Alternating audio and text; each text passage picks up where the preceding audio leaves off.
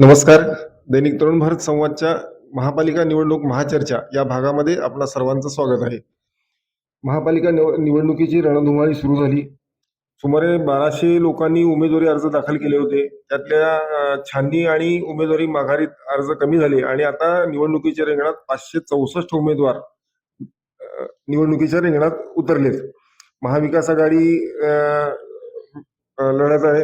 त्याशिवाय राष्ट्रवादी, शिवसेना आणि भाजप अशा ह्या 3 प्रमुख पक्षांमध्ये लढती पाहावयास मिळतात. याशिवाय बसपा, वंचित बहुजन आघाडी, समाजवादी पक्ष, MIM हे स्वतंत्रपणे निवडणूक लढत आहेत. आणि सोलापुरात नेमकं निवडणुकीची आता सध्या रणधुमाळी कशी सुरू आहे? महाविकास आघाडीमध्ये नेमकं आता सध्या काय सुरू आहे? महाविकास आघाडीला अद्यापपर्यंत स्पेस मिळत आला नाही. तर याबाबत बोलतील आपले रणजित जोशी. सोलापूर शहरामध्ये आपण जर सोलापूर महापालिका निवडणुकांची जी रणधुमाळी आहे ही खूप मोठ्या प्रमाणावर वेगात सुरू झालेली आहे. या शहरामध्ये महायुती आणि महाविकास आघाडी अशी लढत पाहावयास जरी मिळत असली तरी आपण बघितलं की महायुतीमध्ये सुद्धा 2 घटक पडलेले आहेत की अजित पवार गट आणि शिवसेना, शिंदे सेना यांची युती झाली आहे आणि त्यांच्या विरोधात भारतीय जनता पक्ष अशीच लढत प्रामुख्याने होताना दिसते. वास्तविक पाहता विरोधी पक्षाची भूमिका ही महाविकास आघाडीने करायला पाहिजे होती. मात्र त्यांनी काय केलं की आपल्यातच नुरा कुस्ती सुरू केली आहे आणि महाविकास आघाडीला जी राजकीय जागा मिळणं अपेक्षित होतं ती त्यांनी दिलेली नाही. आता त्यांच्या शिवसेना आणि राष्ट्रवादी अजित पवार गटामध्ये जी युती झाली आहे त्याचा परिणाम असा झालाय की शिंदे सेना ही बहुतांश शिंदे सेनेची जी धोरणं आहेत ही कट्टर हिंदुत्वाकडे झुकणारी आहेत आणि अजित पवार गटाची आपण परिस्थिती बघितली तर अजित पवार गटाकडे मोठ्या प्रमाणात मुस्लिम समाज यावेळी आकृष्ट झालाय. तर त्यामुळे शिंदे सेना आणि अजित पवार गटाची युती झाल्यामुळे जे शिंदे सेनेत गेलेले मुस्लिम समाजातील नेते आहेत त्यांच्यामध्ये थोडीशी धाकधूक निर्माण झालेली आहे आणि त्यांनाही मुस्लिम समाजाला फक्त एका उमेदवाराला शिंदे सेनेनं संधी दिलेली आहे. बाकी मुस्लिम समाजातली इतर इच्छुकांना मात्र शिंदे सेनेनं उमेदवारी दिलेली नाही. त्यामुळं जे मुस्लिम नेते शिंदे सेनेत गेले होते त्यांना तेवढी राजकीय संधी मिळालेली नाही. पण अजित पवार गटामध्ये मात्र मोठ्या प्रमाणात मुस्लिम समाज गेला. त्यांना अजित पवार गटामध्ये बऱ्यापैकी पॉलिटिकल किंवा राजकीय संधी मिळताना दिसते आहे. अशी एकूण परिस्थिती सोलापूरमध्ये आहे. म्हणजे गेल्या काही दिवसांपूर्वी सोलापूर जिल्ह्यातील नगर परिषदांच्या निवडणुका झाल्या, त्यामध्येही अशीच परिस्थिती होती. महायुतीमध्ये लढत झाली होती. आताही महापालिकेच्या निवडणुकांमध्ये महायुतीमधल्या घटक पक्षांमध्येच प्रमुख लढत सोलापुरात होत असल्याचं दिसून येत आहे. परवा सोलापुरात सुजात आंबेडकर, ॲडव्होकेट बाळासाहेब आंबेडकर यांचे सुपुत्र आले होते. वंचित बहुजन आघाडी सोलापूरमध्ये स्वतंत्रपणे निवडणुका लढत आहे. त्यांच्या प्रचारासाठी आंबेडकरांचे सुपुत्र सुजात आंबेडकर आले होते. त्यांनी प्रणिती शिंदेंवर जरी टीका केली. तर नेमकं काय त्याला प्रणिती शिंदेंनी उत्तर दिलंय काय?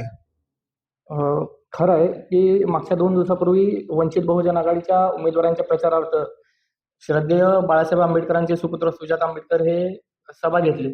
पण त्या सभेदरम्यान सोलापूरच्या खासदार प्रणिती शिंदे यांच्यावर त्यांनी जहिरी टीका केली की मुख्यमंत्री देवेंद्र फडणवीस आणि खासदार प्रणिती शिंदे यांच्यामध्ये डील झालेली आहे.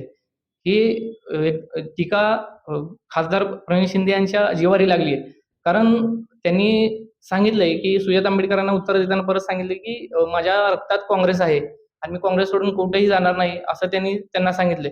पण एकंदरीत मुंबईमध्ये वंचित बहुजन आघाडी काँग्रेससोबत युती करते आणि सोलापूरमध्ये सुजात आंबेडकर येऊन काँग्रेसच्या खासदारांवर टीका करतात. यामुळे वंचितची युती काँग्रेसला दुटप्पी भूमिका घेत असल्याची दिसून येत आहे. त्यामुळे ही युती काँग्रेसला भोवणार का असा प्रश्न देखील आता उपस्थित झालाय. आपण जरा या परिस्थितीचा जर आकलन केलं तर आताच जसंही वंचित आणि काँग्रेसमध्ये मुंबईमध्ये त्यांची दोघांची युती आहे, पण सोलापुरात मात्र सुजात आंबेडकरांनी प्रणिती शिंदेंवर टीका केली. तसाच प्रकार आपण काल सोलापूरमध्ये जे MIMचे जे प्रमुख आहेत असदुद्दीन ओवैसी सर, त्यांनी मात्र अजित पवार गटावर टीका जोरात केली आणि त्यांनी असं म्हटलंय की अजित पवारांना मत म्हणजे भाजपला मत. तर याच्यामध्ये एकूण कोणत्या पद्धतीचं राजकारण आहे असं आपल्याला वाटतं? बघा, महाविकास आघाडीचा प्रमुख घटक पक्ष आहे काँग्रेस. काँग्रेस नेहमीच MIM वर टीका करत आली की MIM हा भाजपचा बी म्हणजे बी पक्ष असं म्हणून त्या MIM ला नेहमी उल्लेख केला जातो. आणि कालच्या जर ओवेसींचं भाषण आपण ऐकलं तर त्यांनी जास्तीत जास्त टीका अजित पवार गटावर केली, शिवाय काँग्रेसवर केली.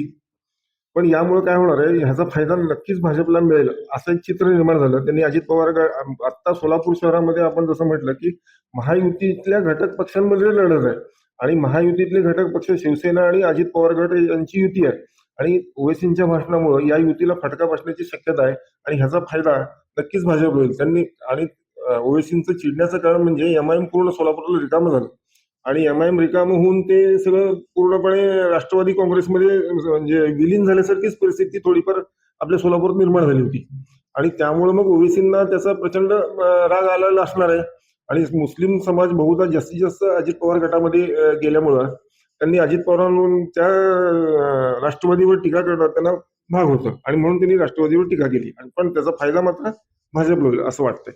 संतोष, महाविकास आघाडीचा प्रारंभ झाला, अगदी थाटामाटामध्ये हेरिटेज मंगल कार्यालयात प्रारंभ झाला.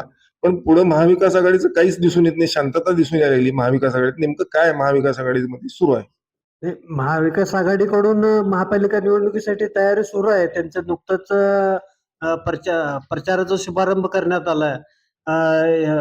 यावेळी महायुतीमध्ये घटक पक्ष असलेले काँग्रेस, ठाकरे सेना, माकप आणि राष्ट्रवादी काँग्रेस, शरद पवार हे पक्ष, या पक्षाचे पदाधिकारी उपस्थित होते.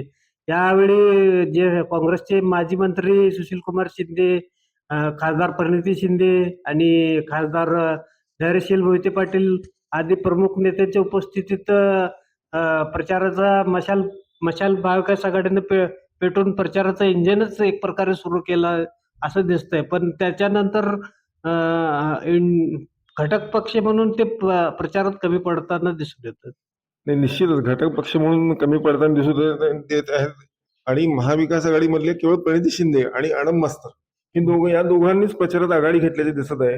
मुंबईवरून त्यांचे प्रमुख नेते, ज्यामध्ये महाविकास आघाडीमध्ये उभाट आहे, मनसे आहे, हे दोन्ही नेते मुंबईच्या प्रचारामध्ये अडकून पडलेत, राज ठाकरे आणि उद्धव ठाकरे. त्यामुळे इथं एकाकी खिंड प्रणिती शिंदे आणि आनंद मास्तरांना लढवावी लागते असं एकूण चित्र आहे. सर, महापालिका निवडणुकीपूर्वी एक चित्र असं होतं की भाजपमध्ये मोठ्या प्रमाणात उमेदवारांची संख्या होती.